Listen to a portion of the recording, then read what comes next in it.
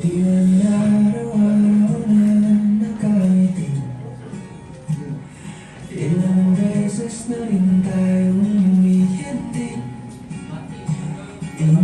Panginoon, muli po sa hapon ito, kami po ay malapit sa iyo at muli Panginoon, amin po inaanyayahan ka sa dakong ito, Panginoon, na muli Panginoon ay ikaw bilang isang greatest matchmaker, Panginoon, ay amin po nire-recognize, Panginoon, to be in this place, Panginoon, at kayo po ang magbigkis, Panginoon, sa dalawang anak mo, Panginoon, na ngayon po ay masasaksihan po namin ang kanilang sumpaan, ang kanilang pagmamahalan. Kaya, Panginoon, amin po nilalapit sa iyo, Panginoon, na kami po ay iyong gabayan, Panginoon, at ang araw na ito, para kay Ernest, kay Roma, Panginoon, ay maging kasangkapan ng Panginoon upang ang bawat sa puso amin ay patuloy mag-inspire, Panginoon, at patuloy, Panginoon, na maghari ang pagpipig, Panginoon, sa bawat sa puso amin, Panginoon. Lord, gabayan mo rin po ang iyong likod na gagamitin sa hapon ito, Panginoon, upang mag-seremonya, Panginoon, sa pag-isang higpit na ito, Panginoon. Nawa po ay ang kapayapaan at kagalakan ay sumamin lahat, Panginoon, sa pagsaksi po namin sa kasalang ito. Ang lahat po ng aming panalangin sa pangalan ni Jesus. Amen. Mga nais ko muna na tanong kayo sa pagkakataon ito na ikaw ba, Ernest, sa oras na ito ay puso, buong isip, ay nakasunod sa pagkakataon ito ay maging asawa mo na si Roma at pakikisamahan mo siya sa hirap at ginhawa, sa lungkot at saya, sa kalusugan at kalakasan man, ang isa ay pakiwalay ng kamatayan. Pagkain ka ng Roma, para sa iyo, sa dahil ito ay nakilalaan mo na parang yung sarili sa pagkakataon ito ay maging asawa si Ernest na sa iyong pakisamahan, sa hirap at ginhawa, sa lungkot at kasiyahan man, maging sa kalakasan at karamdaman man, hanggang sa kayo paghiwalayin ng kamatayan. Pagkain kayo ng ating Panginoon at nawa ang inyong kasabutan ay patuloy na maging kailan ng inyong ang the best na magbibigay ng magandang payo sa buhay ng mag-asawa, siyempre kung sino yung author. Amen. At ang author na ito ay walang iba kundi ang ating Panginoon Diyos. Alam niyo ang Bible, ito yung guide ng bawat mag-asawa. Ito yung klase ng libro na kapag binasa mo, buhay pa yung author. Hindi katulad ng mga maraming libro na mababasa natin, patay na yung mga author. Pero itong Bible, ito yung hanggang ngayon buhay pa. Kaya napakahalaga na maunawaan natin na the best counsel is the counsel coming from the Lord.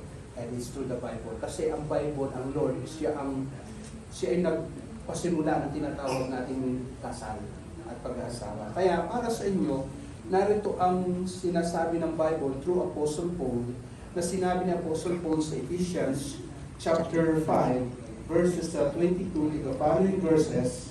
Para sa iyo, Roma, sabi dito sa mga babae, wives, submit to your husbands as to the Lord. For the husband is the head of the wife, as Christ is the head of the church, his body, of which he is the Savior. Now as the church submits to Christ, so also wives submit to their husbands in everything. So, mayroong magkakaroon ng pagbabago mula sa oras to Roma na ang buhay ng isang mag-asawa, ang isang babae pala, ay magpapasabit sa kanyang asawa. So, ang word na submission, masyadong big deal ito sa panahon ngayon. Dahil parang sa iba, when we say submit, parang it's a sign of defeat, it's a sign of tinatawag nating weakness. But sa Bible, ang salitang submit ay napaka-essential for a harmonious relationship. So, dito, ang sabi, papasakop. Kaya mula sa oras na ito, Roma, yung life mo, yung decision mo, ay mapapractice mo ng submit kay Ernest. Okay? So, ibigin mo ang iyong asawa. Kaya nagkakagulo ang pamilya kasi yung lalaki, imbis ng asawang ibigin, si kapitbahay, si kumare, kaya nagkakaroon ng tinatawag nating kaguluhan ng pamilya. Kasi once na ang tao ay lumabas sa kung ano yung gusto ng Diyos, diyan na nagkakaroon ng kaguluhan. Maaaring sabihin natin, financially, mas nagiging maganda, mas nagiging mas okay, kaya nga mayroong mga tinatawag natin matadamay sa kaguluhan. Kaya nakakaawa dahil maraming mga bata ngayon, yung walang matawag ng sariling pamilya.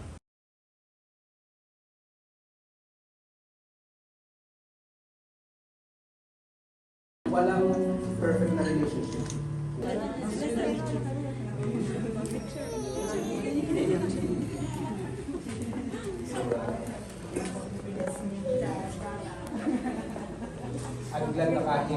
kahit biglaan, kahit parang sabihin natin that comes to other term, hindi ganun pa-prepare dahil siyempre marami pa tayo. But still, natutuwa na sa yung passion ito, alam na there's a word of God. Talagang ito yung susi sa lahat ng mga bagay. Kaya sa relasyon, walang perfect. Kaya nga ang Bible may utos sa atin na to forgive one another.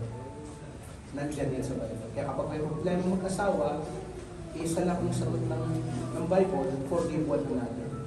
Kaya nandiyan yung mga word na salitang one another, love one another, forgive one another, serve one another. So patuloy yung paglilingkuran ang isa't isa. So, bayaan ninyo na kayo ang maglingkod. Kaya Yesu po maglingkod kay Roma at si Roma siya maglingkod sa iyo. Huwag niyo mahayaan ang iba maglingkod sa iyo.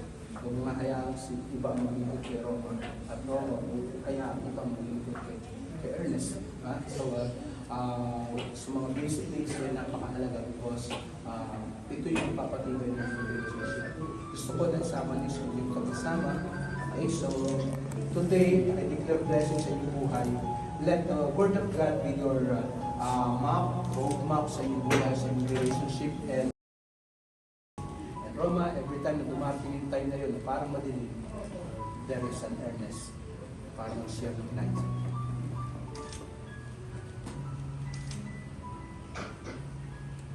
And the two shall become one.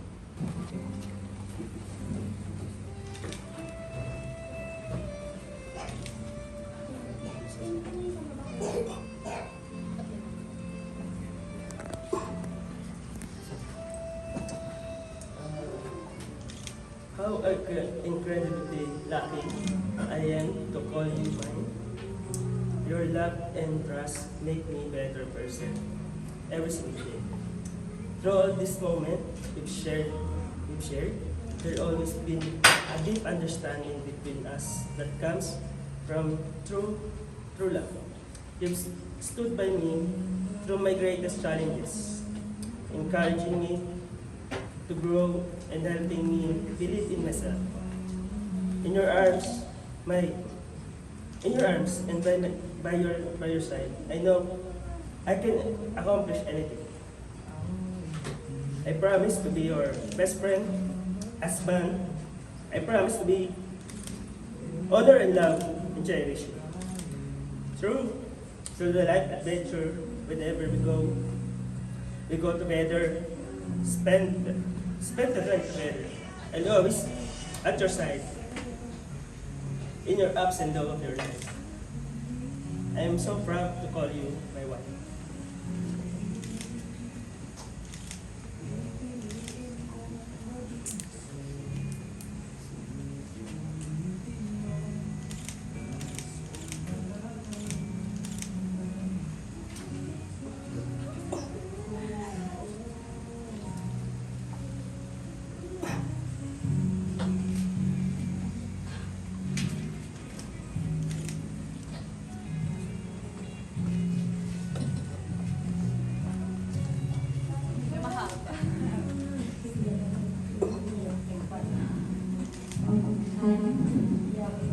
Sa totoo lang,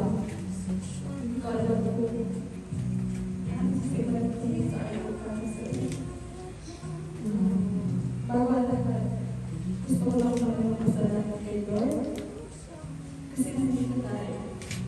Magkasama lang ako sa isa't isa upang mag-isip.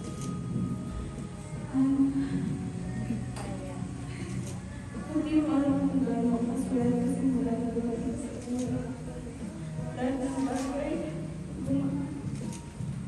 yung piso sa mga na hinahanap ko sa isang relasyon. Binigay sa pinaranas mo.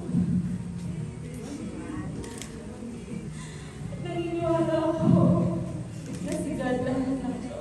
Si God na to. Kasi lahat ko, pinag-pray ko sa Kanya. Gusto ko sa isang lalaki na makakasama ko sa buhay. Pinigil, ikaw yung ano. Late na tayo sa work. Yung lalaki may tawag sa Diyos. Magpagmahal sa kapatid. at umamamin ako. Isasamahan ako sa lahat ng asal daw ng buhay ko. Lahat ng yun binigay ng Lord sa isang tao. At ikaw naman. Kaya wala lang ako mahihiling pa. Ikaw lang ang gusto ko makasama habang mabuhay at maging ama ng magiging anak natin. Pinapangako sa iyo, simula sa araw na ito, pinigil na ako. Buong puso sa kaluluwa kong ibibigay sa ko sa iyo. Hindi ka na mag-isa. Hindi ko na ako. Magkasama na tayo haharapin lahat ng pagsubok na ibibigay sa atin ng Diyos. Sa hirap at ulitin. Wala tayong hindi pagtatagumpayan na dalawa. Basta kasama natin ng Lord at patuloy na maging sentro natin siya ng ating pagsasama ng buhay. Lalo natin kita. Amen.